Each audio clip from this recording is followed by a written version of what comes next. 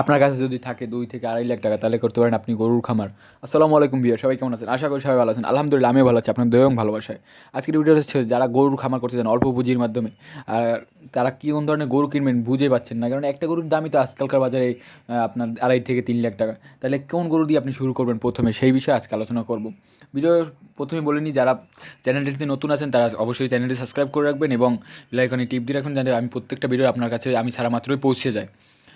আপনার যাদের কাছে 2 থেকে 2.5 লাখ টাকা আছে তারা করবেন কি, এখন বাজারে আপনাকে 2.5 লাখ টাকা, আপনার 2.5 লাখ টাকা দিয়ে 50,000 টাকা দিয়ে আপনি শেডে খরচ করবেন, বেশি না 50,000 টাকা। আর আর যে 2 লাখ টাকা থাকবে, 50,000 টাকা ওইটা অ্যাভেলেবেল দেশি গরু গাবি গরুগুলো আছে, ওইগুলো 50,000 টাকা অ্যাভেলেবেল আপনি পাবেন। আপনি 4টা গাবি গরু কিনবেন, 4টা গাবি গরু কিনে চারাটা শুকনা দেখে কিনবেন, যাতে বড় বড় ফ্রেমের পান, সাইওলের বা অন্য যে কোনো বাছুর আপনি পাবেন। বাছুর না, গাই গরু কিনবেন, মোটামুটি 1 দাঁত 2 দাঁতের গরুগুলো কিনবেন, 2 দাঁত 4 দাঁতের গরুগুলো কিনবেন। ওই গরুগুলোর বেশি বয়স না, ওগুলো আপনি অনেক দিন রাখতে পারবেন না আপনার শেডে বা আপনার ফার্মে।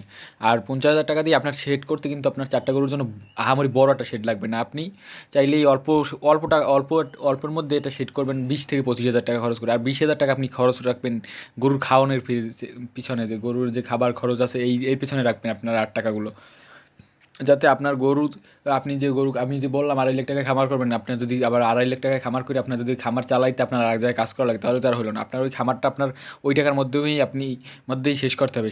সেই জন্য সেইভাবেই আপনাদেরকে আমি বুঝিয়ে বলছি, সম্পূর্ণ ভিডিওটা দেখুন।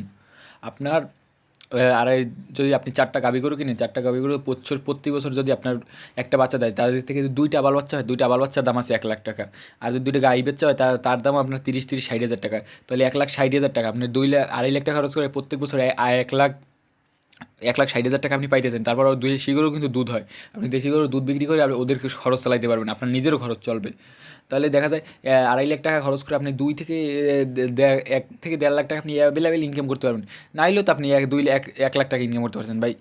আজকালকার মানে 2.5 লাখ টাকা খরচ করে আপনি 1.5 লাখ টাকা ইনকাম করতে পারলে আপনার তার বেশি লাগে না। তাতে আপনার একটা চাকরিতে কয় টাকা বেতন, একটা চাকরিতে এখন বর্তমানে খাওয়াইলে যে শহরে আপনি যদি একটা চাকরি করতে চান, তাহলে আপনার দেখা যায় আপনি খাইলে আপনি 10,000 টাকা ডাইনি রাখতে পারবেন না। তারপর মানুষের চিল্লাপাল্লা, আর আপনি সুখে শান্তিতে প্রত্যেক বছর আপনি এই হিসেব করে দেখেন যে কত টাকা আপনার 2.5 লাখ টাকা ইনভেস্ট করে আপনি দেখা যায় অনেক ভালো একটা অ্যামাউন্টের ইনকাম পাইতেছেন। প্রত্যেক বছর আপনার 1.5 লাখ টাকা যদি 1.5 লাখ বা 1,60,000, তাহলে আপনার পার মান্থ 15,000 টাকা করে আপনি বেতন পাইতেছেন আপনার নিজের খামার থেকে। যদি আপনি এটা করতে চান, ভাঙাইয়া যদি হিসাব করতে চান ভাগ করে, আর এটা একসাথে পাইবেন। আপনি এই টাকাটা অন্য একটা কাজে লাগাইতে পারবেন। আর আপনি যে নিজের খামারে কাজ করেন, নিজের খামার থাকলেই যে নিজের খামারে আপনি বাইরেও অনেক ইনকাম সোর্স বাইর করে নিতে পারবেন।